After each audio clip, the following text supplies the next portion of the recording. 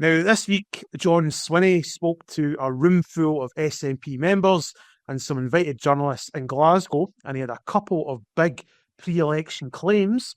One of them was the First Minister said that in the event of independence, electricity bills in Scotland could drop by more than a third, which he summed up with a political slogan which might sound familiar. The First Minister confidently told us that it's Scotland's energy, which echoes, of course, that famous "It's Scotland's oil" slogan from the 1970s, back when the SNP were making a big breakthrough down at Westminster. Before I come to our panellists, I just want to say that I was in the room for this speech, and I've got to say it wasn't the best that I've heard from the SNP leader.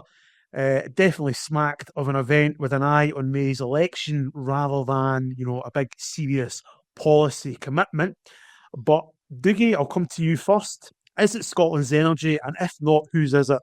Well, it's the energy belongs to whoever captures it. I suppose, unlike oil, which you need to extract, you just extract, it's there.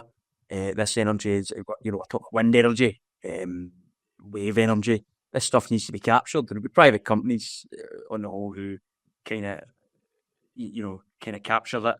It's an expensive business. It is an expensive business. It's subsidised heavily currently from by UK taxpayers, of course. John Swinney made a big deal about how we would be needing to pay for, nuclear subsidies that down south. I find the SLP's opposition to nuclear really strange, but kind of move on for that. He, of course, had absolutely nothing to back up his claim about cutting it by a third.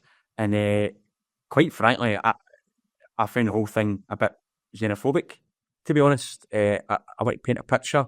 My colleague Ben wrote on this, but the biggest wind farm in the world is currently being built off the east coast of England. And if you want to imagine Nigel Farage in Hull saying to his supporters, "Oh, this energy flowing north to Scotland, this is England's energy, we're subsidising Scotland."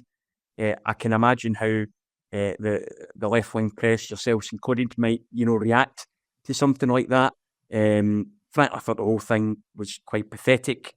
A party and a leader who looks out of ideas, desperately trying to shore up his core support, which come to later is maybe all he needs to do right now. And it was just a bit. I'll be honest, I found the whole thing quite sad. So you're not sold on the claim that we're... No. Well, apart from anything else, it's another example. The SNP are very good at this. Because they know ultimately they're probably not going to need to back it up. And even if they did have to back it up, it would be too late by then. So they say, we'll cut your energy bills by a third. They don't provide any evidence of this. They don't show how it's going to work. But they know that, well, it doesn't matter because we're not independent. Then if we were independent, if they didn't drop by a third, what does it matter?